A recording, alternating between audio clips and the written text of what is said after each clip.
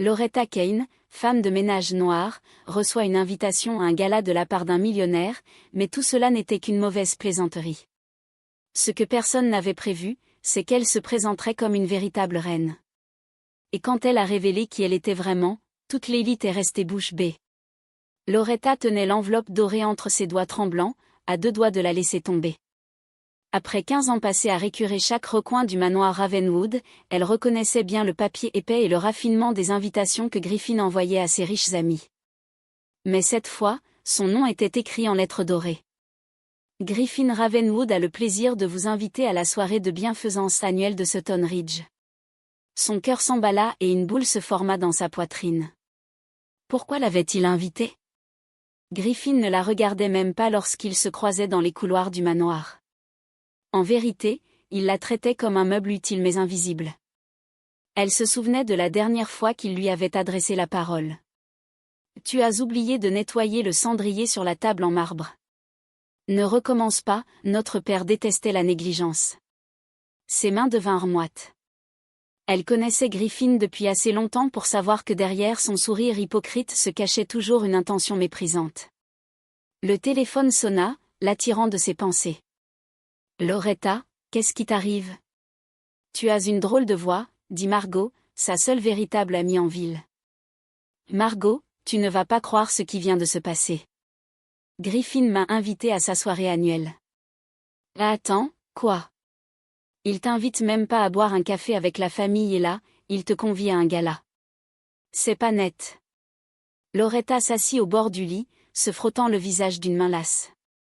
« Je sais exactement ce qu'il cherche, Margot. Il veut m'humilier devant tous ces snobs. Imagine la femme de ménage débarquant en robe de soirée. Ils vont se moquer de moi. Alors n'y va pas. Aussi simple que ça. » « Non, Margot. » La voix de Loretta se raffermit.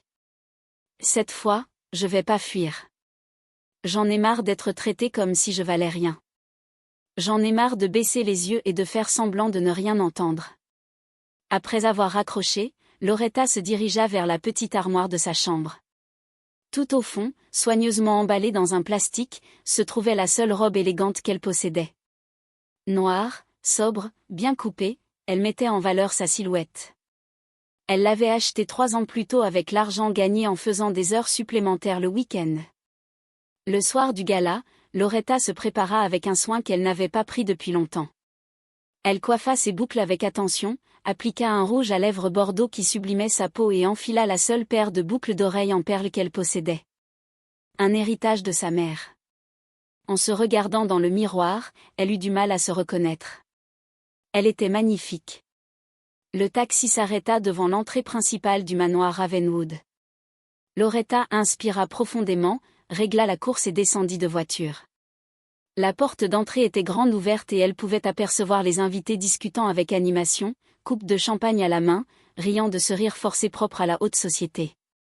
Tous étaient vêtus avec élégance, parés de vêtements de luxe et de bijoux valant bien plus que ce qu'elle gagnait en une année. Lorsqu'elle franchit la porte, l'effet fut immédiat. Les conversations s'éteignirent peu à peu comme une vague silencieuse. Tous les regards se tournèrent vers elle, entre stupéfaction et mépris. Griffin se tenait près de l'escalier en marbre, en grande conversation avec un groupe d'hommes d'affaires. En la voyant, il afficha ce sourire cruel qu'elle connaissait si bien. « Regardez qui a eu l'honneur de nous rejoindre ce soir », lança Griffin d'une voix assez forte pour être entendue dans toute la pièce. « Notre chère et dévouée femme de ménage. » Des rires discrets s'élevèrent, des regards complices se croisèrent accompagnés de chuchotements mesquins. « Elle a vraiment osé venir », murmura Catherine Aldridge, l'épouse du maire. « Quelle audace », répondit Eleanor Blackwood. « Certaines personnes ne savent décidément pas rester à leur place. » Imaginez la domestique qui se prend pour l'une des nôtres, ajouta Richard Sutton, président de la banque locale, tout en vidant sa coupe de champagne. Loretta avança dans la pièce la tête haute, sentant chaque regard comme une aiguille sur sa peau, mais elle ne laissa rien paraître.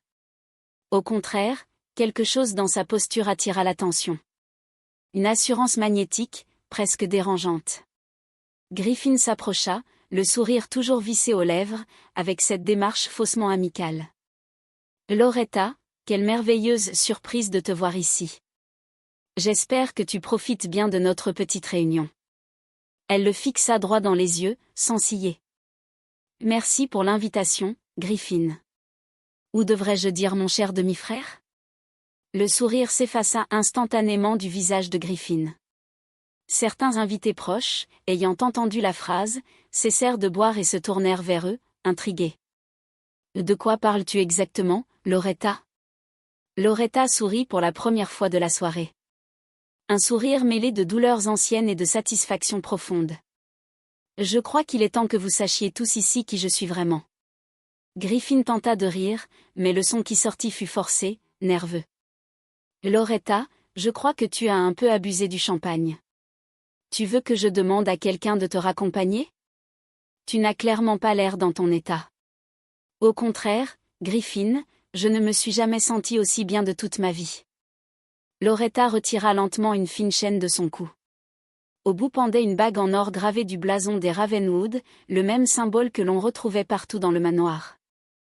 Tu reconnais ça? Le visage de Griffin pâlit instantanément. Ses mains tremblaient légèrement.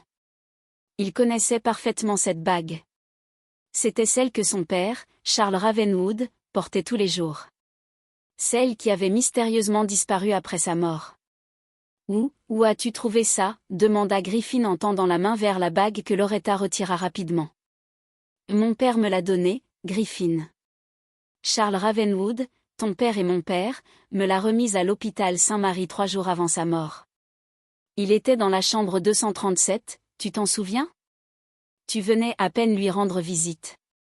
Les invités commencèrent à s'approcher, formant un cercle autour d'eux. La musique s'était arrêtée et un silence lourd flottait dans l'air.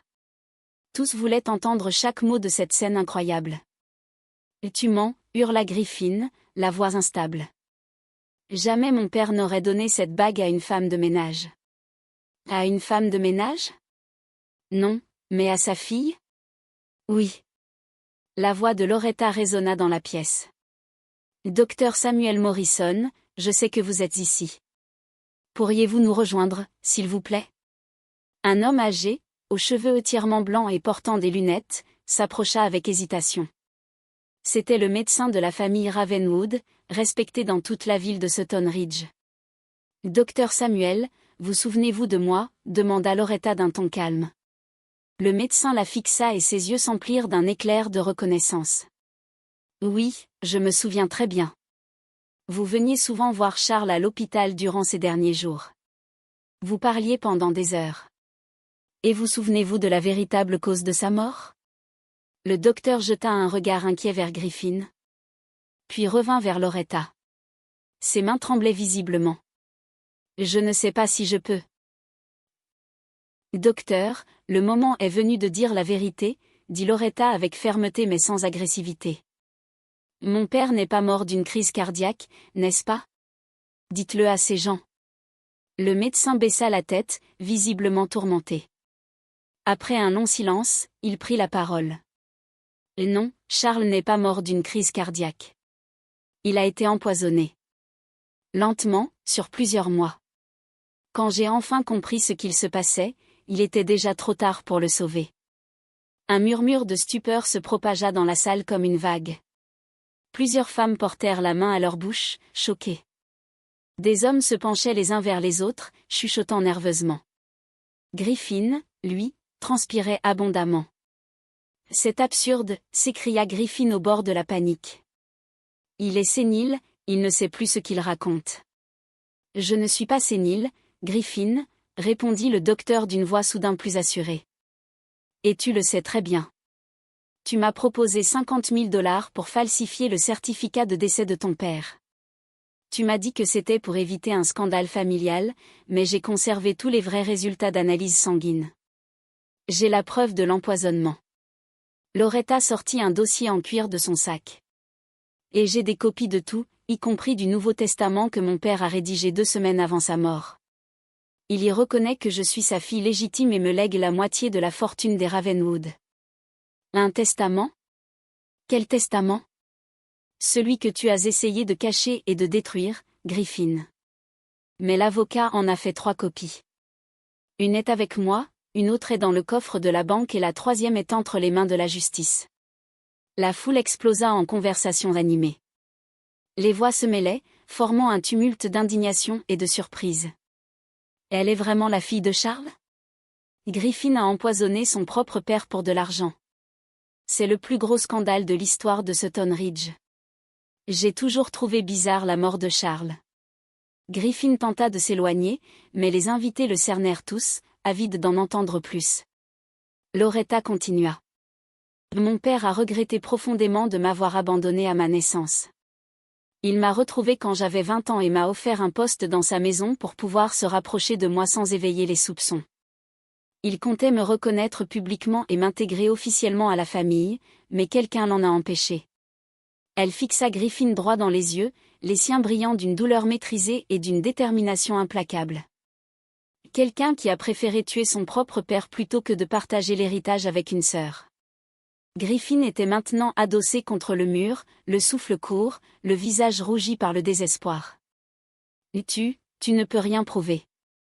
Aussi, Griffin, et ce n'est que le début de ce que je vais révéler. Loretta fit discrètement signe à 2 personnes qui attendaient près de l'entrée du salon. Une femme blonde d'environ 40 ans, munie d'un ordinateur portable et d'une caméra, et un homme asiatique en costume sombre portant une mallette épaisse s'avancèrent d'un pas assuré.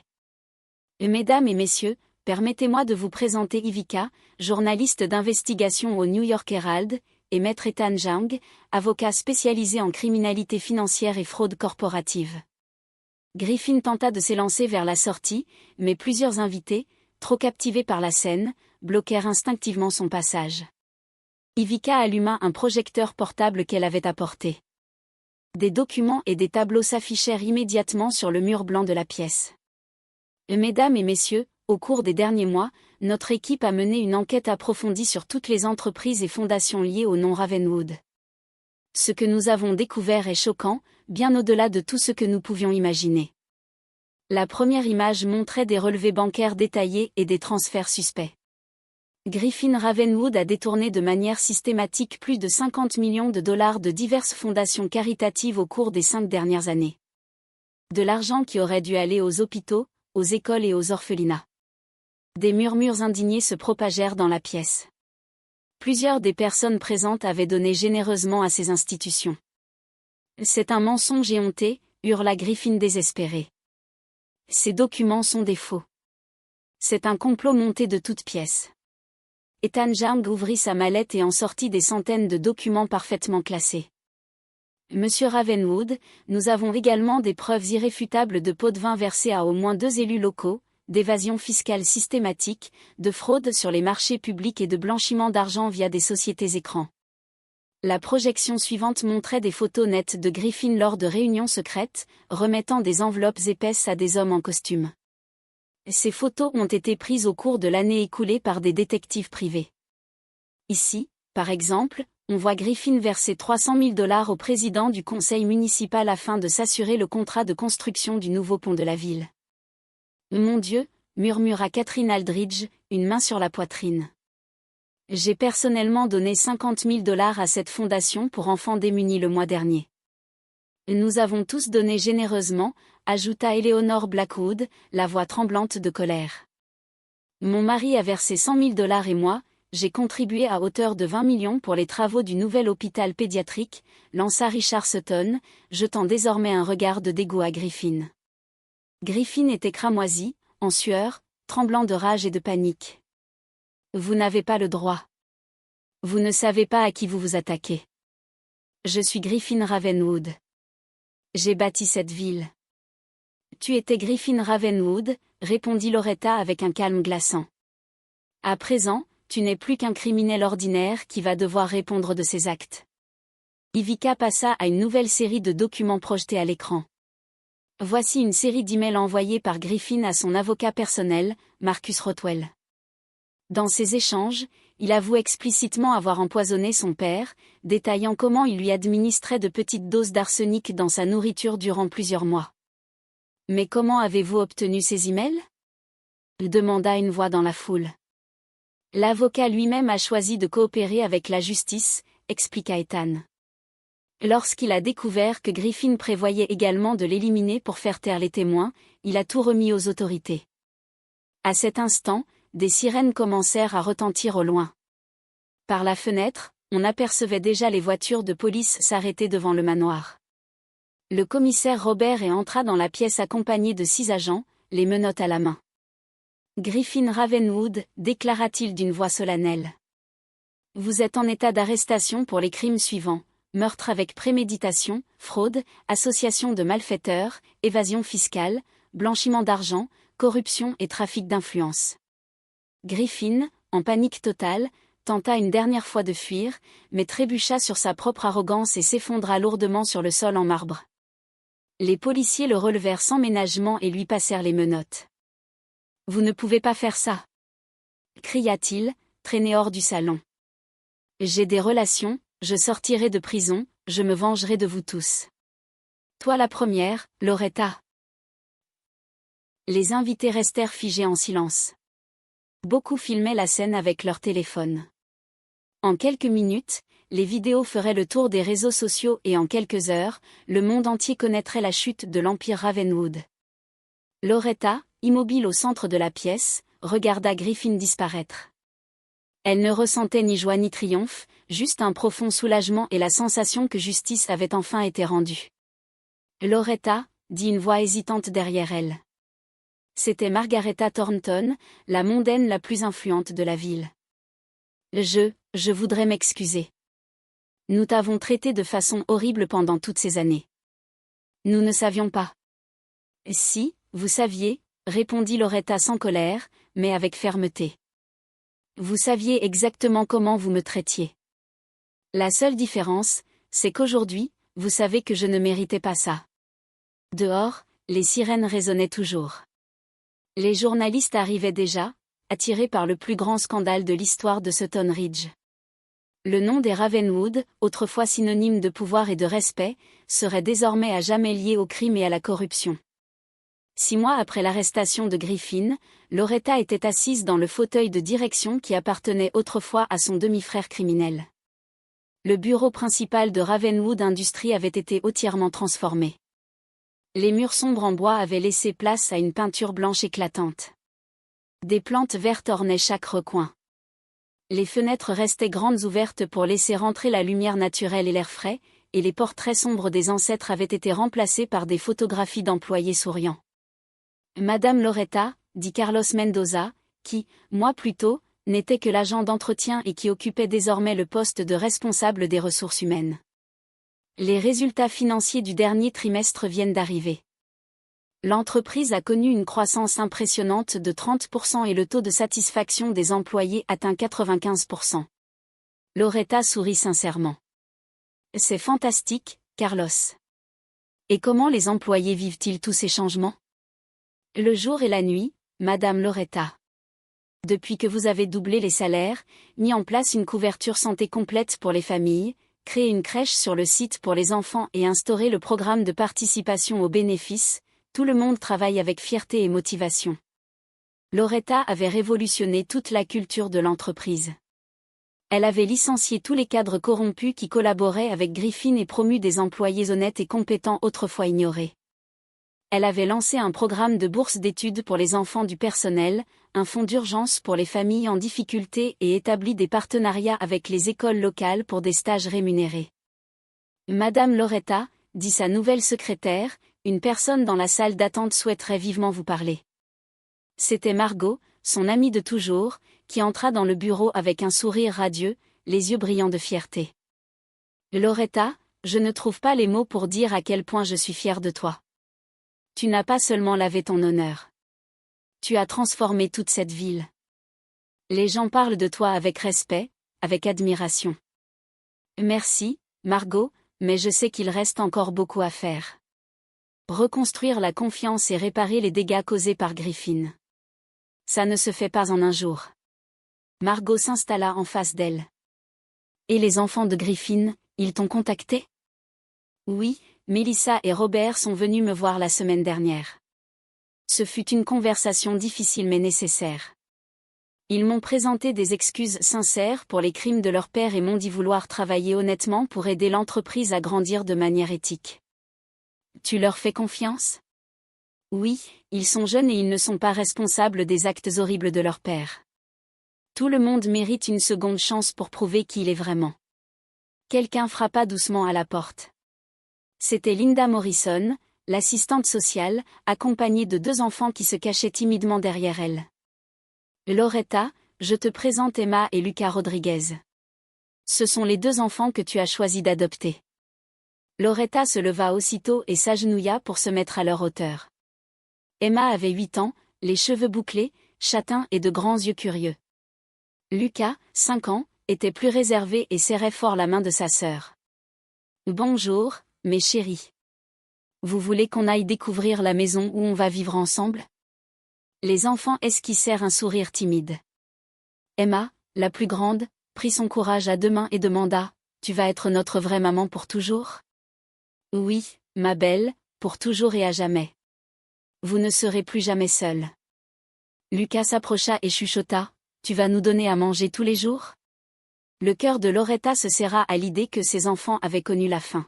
« Oui, mon ange, il y aura à manger, des vêtements, des jouets, une école et surtout beaucoup, beaucoup d'amour. » Plus tard dans l'après-midi, après que les enfants soient partis avec l'assistante sociale récupérer leurs affaires, Loretta reçut une lettre venue de la prison d'État. C'était de Griffin. Elle hésita longuement avant de l'ouvrir. Ses mains tremblaient légèrement. « Loretta, je sais que tu dois me détester et je ne t'en voudrais pas. J'ai fait des choses impardonnables. J'ai tué notre père par pure cupidité. J'ai détruit la vie de centaines de personnes. J'ai volé l'argent d'enfants dans le besoin. Mais je veux que tu saches que je regrette profondément. Tu es en train de faire un travail bien meilleur que tout ce que j'ai jamais accompli. Tu montres que notre nom peut encore signifier quelque chose de bien. Je ne te demande pas pardon, mais j'espère qu'un jour tu pourras trouver la paix. Griffin. Loretta replia la lettre avec soin et la rangea dans le tiroir de son bureau. Elle ne ressentait pas de haine envers Griffin, seulement une immense tristesse face à une vie gâchée par l'avidité et le pouvoir. Par la fenêtre de son bureau, elle pouvait voir la nouvelle place publique qu'elle avait fait construire. Des enfants y jouaient joyeusement pendant que leurs parents discutaient sur les bancs. Des familles entières se promenaient dans des rues désormais propres et bien entretenues. La ville était devenue plus belle, plus juste, plus prospère. Loretta prit dans ses mains la photo encadrée de son père qu'elle gardait sur son bureau, la seule qu'ils aient jamais prise ensemble à l'hôpital, quelques jours avant sa mort. « J'ai réussi, papa. J'ai fait justice mais sans devenir le monstre que Griffin était devenu. » Loretta Kane avait prouvé que la vraie victoire ne réside pas dans la vengeance mais dans la capacité à utiliser le pouvoir pour construire un avenir meilleur, plus juste et profondément humain. Si cette histoire vous a touché, n'hésitez pas à laisser un commentaire ci-dessous. Dites-nous ce que vous auriez fait à la place de Loretta. Si, comme elle, vous croyez que le bien peut encore triompher du mal, partagez cette histoire avec quelqu'un qui a besoin de l'entendre.